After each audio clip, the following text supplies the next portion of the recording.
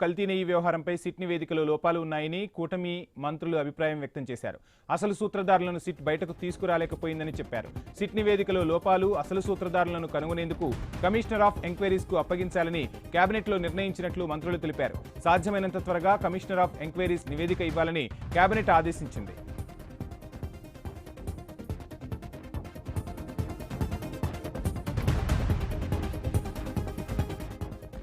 ఇక నెయ్యి టెండర్లలో 3 కీలక నిబంధనలు మార్చడం వల్లే కల్తీకి ఆస్కారం ఏర్పడిందన్నారు మంత్రులు. పాల సేకరణ చేపట్టని సంస్థ నెయ్యి ఎలా సప్లై చేస్తుందని ప్రశ్నించారు. పాలు లేకుండా నెయ్యి ఎలా వస్తుందన్నారు. ఒకవైపు నిబంధనలు సడలించి మరోవైపు కంపెనీలతో సంప్రదింపులు జరపడం వెనుక మర్మమేమిటో అర్థమవుతోందన్నారు మంత్రి పయ్యావుల కేశవ్. టెండర్ ప్రక్రియలో లోపాలపై దృష్టి సారించాలని కేబినెట్ ఆదేశాలు జారీ చేసింది. గతంలో పర్చేజ్ కమిటీలో లేని భూమనను ప్రత్యేక ఆహ్వానితుడిగా పిలిచారని మంత్రులు వివరించారు. రసాయనాల మిశ్రమం కలిసిన లడ్డూలను అయోధ్యకు పంపించారని అధికారులు కేబినెట్కు తెలిపారు. తిరుమల లడ్డూ ప్రసాదంలో రసాయనాలు కలిపిన విధానం, వివిధ విభాగాల తప్పిదాలను వివరిస్తూ 11 పేజీలతో సిట్ నివేదిక తయారు చేసింది. తిరుమల లడ్డూ ప్రసాదంలో రసాయనాల అంశాన్ని అధికారులు బాలాజీ సుబ్రహ్మణ్యం పక్కన పెట్టారని సిట్ నివేదికలో పేర్కొన్నారు. ఫేక్ డాక్యుమెంట్లతో టెండర్ దక్కించుకున్నారని అధికారులు ఆరోపించారు. టెండర్ నిబంధనలు మార్చినప్పుడు ఈవోగా ఉన్న సింఘాల్ అభ్యంతరం తెలపకపోవడంపై ప్రశ్నలు లేవనెత్తారు. సహకార డైరీలను పక్కన పెట్టేందుకే నిబంధనలు మార్చారని ఆరోపించారు. బోగస్ డైరీలను రంగంలోకి తీసుకొచ్చారని మండిపడ్డారు.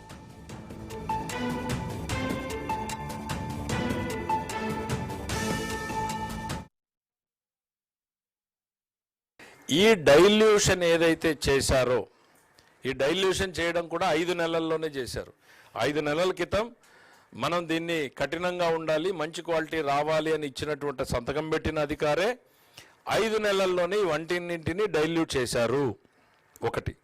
రెండవది, సిఎఫ్టిఆర్ఐ రిపోర్టు అప్పటికే వచ్చినా కూడా దాని మీద చర్యలు తీసుకోలేదు. ప్రభుత్వానికి వచ్చినటువంటి సమాచారం ఇది చైర్మన్ గారి దృష్టిలోనూ, ఈఓ గారి అప్పుడున్నటువంటి ఏఈఓ ఈఓ గారి దృష్టిలోనూ పెట్టడం జరిగింది.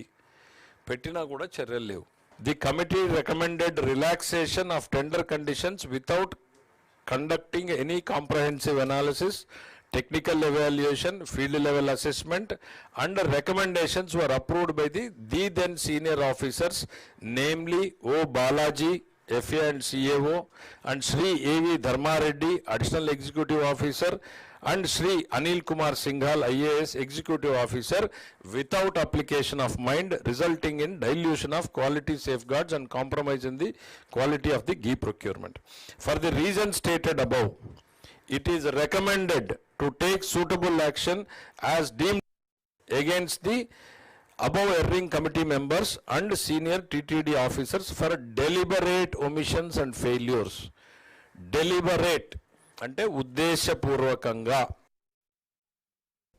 ఇక కల్తీ నెయ్యిపై ఏపీ కేబినెట్ కీలక నిర్ణయం తీసుకుంది. విచారణ కమిషన్ ఏర్పాటు చేయాలని నిర్ణయించింది. సిట్ విచారణ, ఛార్జ్షీట్, ప్రభుత్వానికి సమర్పించిన అంశాల్లో తేడాలు ఉన్నాయని మంత్రివర్గం అభిప్రాయపడింది.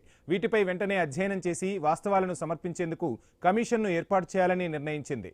విచారణలో ఉన్న వాస్తవాలను ఛార్జ్షీట్లో ఎందుకు నమోదు చేయలేదనే అంశంపై కేబినెట్ భేటీలో చర్చించారు.